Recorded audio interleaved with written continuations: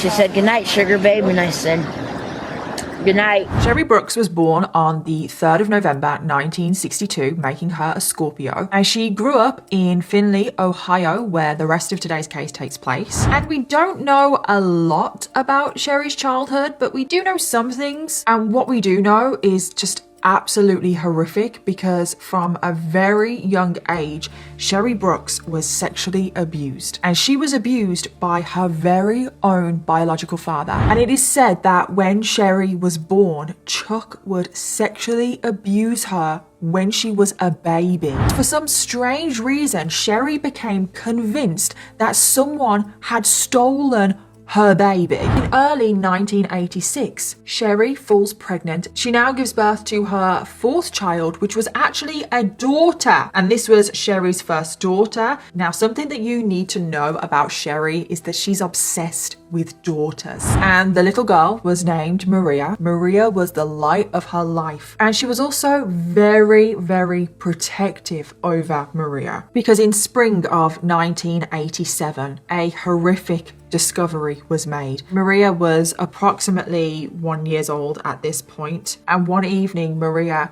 was rushed to the hospital by her grandmother, and it was discovered when Maria was at the hospital that little baby Maria was bleeding from her.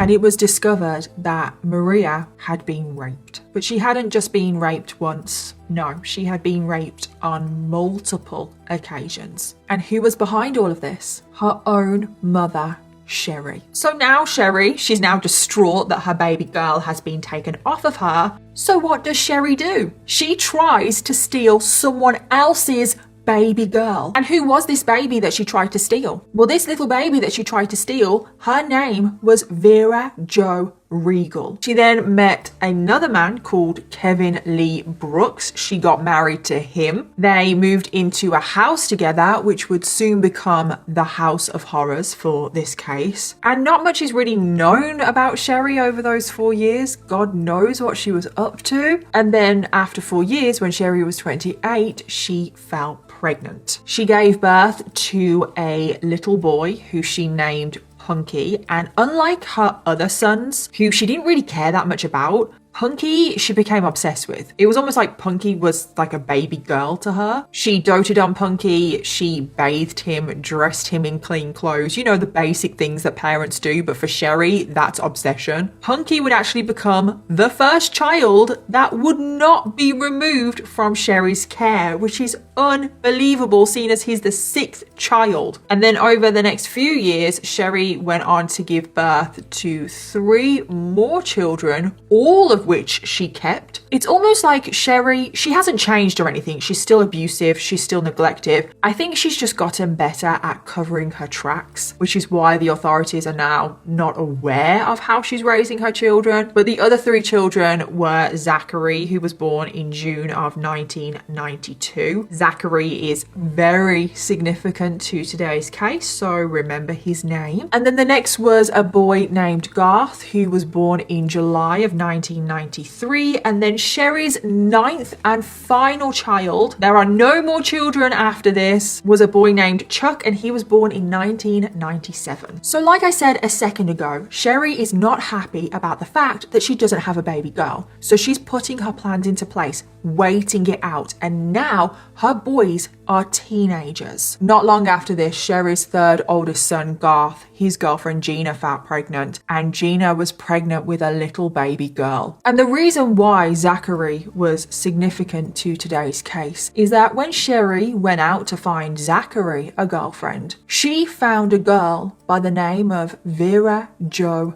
Regal. Vera was just out about in the neighborhood, and she just so happened to bump into Sherry. And Sherry thought that the perfect boyfriend for Vera was her 13-year-old son, Zachary. Now, I probably need to remind you of Vera's age at this point, because she's actually just turned 19 years old. Vera has no idea that what she is doing is extremely inappropriate. She is being completely conditioned and brainwashed by Sherry. Vera probably saw Sherry as a motherly figure, as this person that's probably took her in, that's being kind to her. So at this point, Zachary had turned 16 and Sherry was like, right, now is the time to get Vera and Zachary to start having unprotected because she wants a baby girl. And Sherry soon gets what she wants because Vera falls pregnant. Sherry got her wish. Vera was pregnant with a girl. So Sherry decides that she wants to call this baby girl Willardine. However, things didn't turn out quite the way Sherry wanted because the baby was actually born on November 4th. She was a proud new mom. But of course, there was one big problem because Sherry saw baby Willardine as hers, not Vera's. So this is when Sherry started her campaign of abuse towards Vera to try and drive her away. And then what did Sherry do?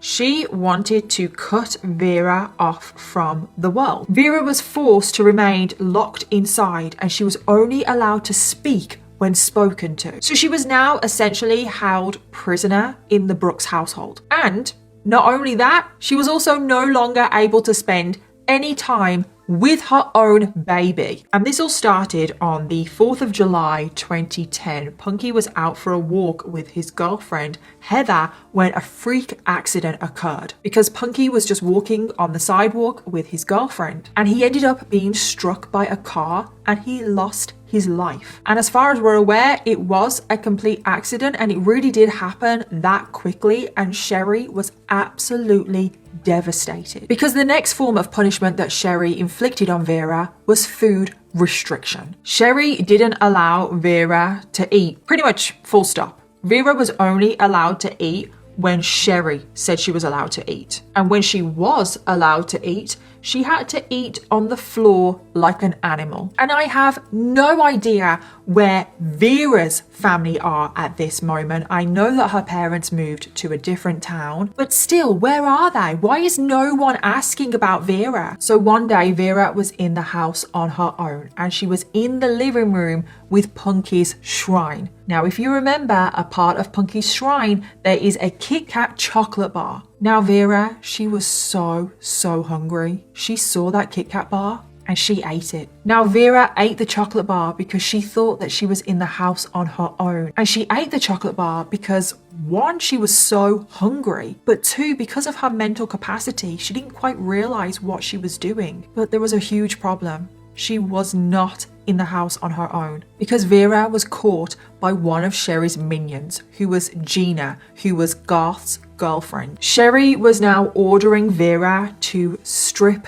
naked. And then she ordered her 3 sons, Zachary, Garth, Chuck, and then also Danny and Nicole, to beat Vera up at the same time. And Sherry would invite other family members over and they would all just sit and watch like it was a sport. And the beatings of Vera would last up to 45 minutes of constantly being beaten on. But then things went further because Danny, during one of these beatings, decided to pull out a knife and he stabbed Vera. And this was the first time that Vera had been stabbed. Things are now definitely escalating and Sherry found this hilarious. She was laughing the whole time, and to make things even more twisted, Sherry actually went over to Vera and went to her stab wound in her leg, and Sherry pushed her finger into the stab wound. And it has been said by other members of the family that were there that Sherry pushed her finger in up to her knuckle. So how did Sherry plan on getting away with murdering Vera?